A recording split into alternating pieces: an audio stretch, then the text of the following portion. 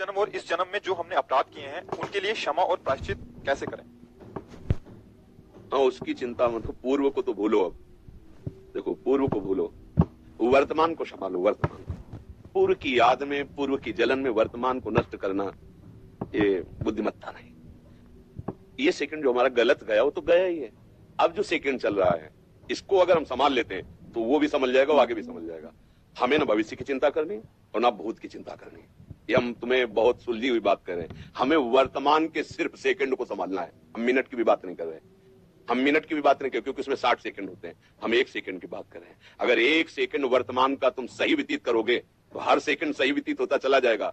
तो जो पीछे गलतियां हुई है ना वो सब खत्म हो जाएंगी। आगे गलती होने की संभावना नहीं, क्योंकि मैं वर्तमान को सुधार रहा हूं। हर सेकंड में सावधान हूं। हर सेकंड, 1 मिनट, 1 घंटा, 1 दिन, 1 साल बोझा लग जाएगा दिमाग में। कैसे संभल पाऊंगा 1 साल? हम कह रहे हैं 1 सेकंड। हर सेकंड को तुम पवित्र, मंगलमय, तो आपका जीवन मंगलमय हो जाएगा। हमारे 1-2 जन्म नहीं कि हम प्रायश्चित से काट लें पाप, पूरे को विध्वंस करें। वो केवल गुरु भगवान में समर्थ। भगवान ही गुरु, गुरु ही भगवान। उन्हीं में, उनकी करुणा दृष्टि से समस्त संचित कर्म भस्म हो गए। अब उनकी कृपा दृष्टि से उन्होंने जो नाम दिया, उस नाम से हम वर्तमान को पावन कर रहे हैं, तो भविष्य हमारा महामंगलमय हुआ। भूत की चिंता नहीं।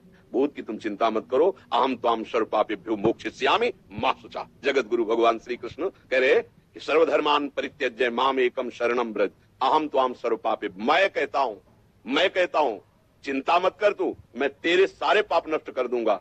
तेसाम हम समुद्धरता मृत्यु संसार सागरा। मैं उसका उद्धार करता हूं जो मेरा आश्रय लेकर के प्रतिक्षण में अनन्य चिंतयन्तु माम। एक एक क्षण केवल हमारा भगवान के चिंतन में, भगवत कार्य में, जगत मंगल में जाए। तुम भूल जाओ भूत को, भूल जाओ भविष्य को। हर क्षण तुम्हारा मंगल ही मंगल होगा। ये ठेका ठाकुर जी लेते हैं। योगक्षेमम वहां में हम।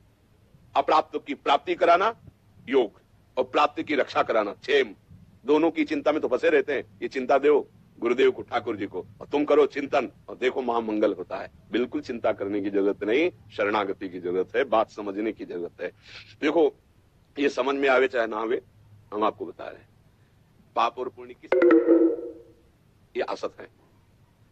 जैसे स्वप्न में आपने बहुत से कत्ल किए या बहुत से दान किए, तो वो झूठे हैं ये तभी जान पाओगे ना जगे जब। जगने पे ही तो जान पाओगे, लेकिन स्वप्न में तो नहीं जान पाओगे ना।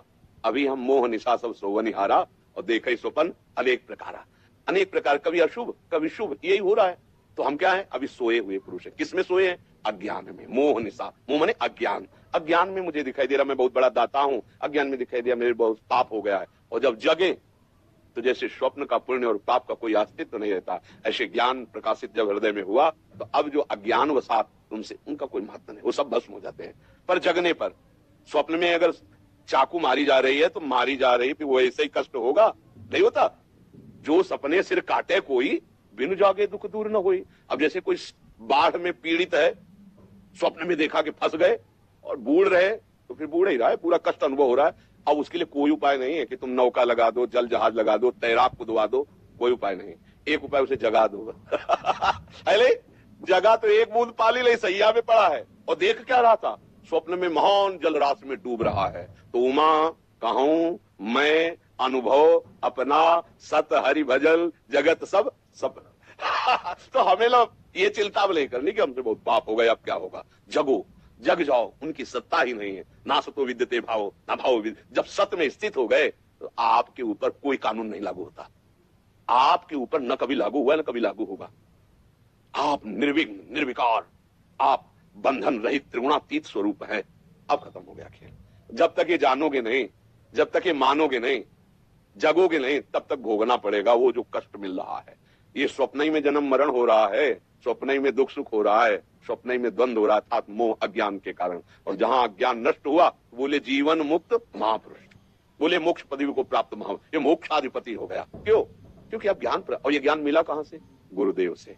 अज्ञान तिमिरांधस्य ज्ञानांजन शलाकया चक्षुरुन्मीलितम मेन तस्मै से। अब चक्षुरुन्मीलितम, खुल गए नेत्र। अभी तक सो रहे थे, अब खुले हैं गुरुदेव की कृपा से। चक्षुरुन्मीलितम मेन तस्मै श्री गुरुवे नमः। उन गुरुदेव भगवान को नमस्कार करते हैं जिन्होंने हमें ज्ञान के नेत्र प्रदान किए।